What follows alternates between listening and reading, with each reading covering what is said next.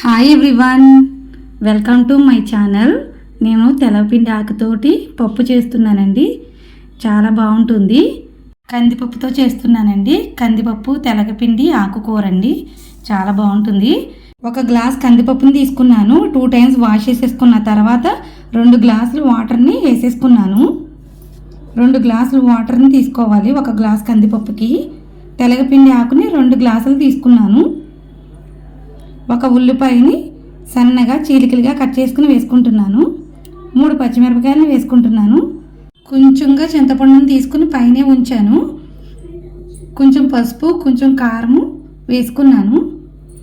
ఈ చింతపండు అనేది కలపకుండా పైనే ఉండేలా చూసుకోండి. ఇది 2 విజిల్స్ వచ్చిన తర్వాత మనం తీసేసుకోవచ్చు. ప్రెజర్ తగ్గాలి. ప్రెజర్ తగ్గిన తర్వాత తీయండి. చింతపండు పప్పులో వేస్తే ఉడకదు అనేవాళ్ళు పప్పు ఉడికిపోయిన తర్వాత కూడా చింతపండుని వేసుకోవచ్చండి. నేను 7-8 వెల్లుల్లి రెబ్బల్ని ఈ విధంగా కొట్టుకుని తీసుకున్నాను.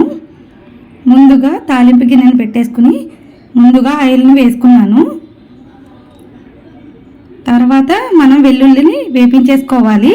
తర్వాత ఆవాలు, జీలకర్ర, కరివేపాకు, ఎండుమిర్చి వేసేసుకుని మీకు కావాలనుకుంటే ఇంగువ కూడా వేసుకోవచ్చు.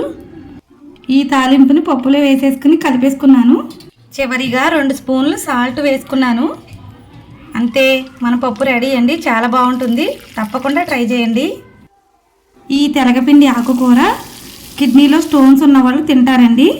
కానీ పిల్లలు, పెద్దవాళ్ళు అందరూ తినొచ్చండి. పప్పు తెలగపిండి ఆకుకూర మీకు నచ్చినట్లయితే లైక్ చేయండి, సబ్స్క్రైబ్ చేయండి. Support my channel. Thank you for watching. Thank you.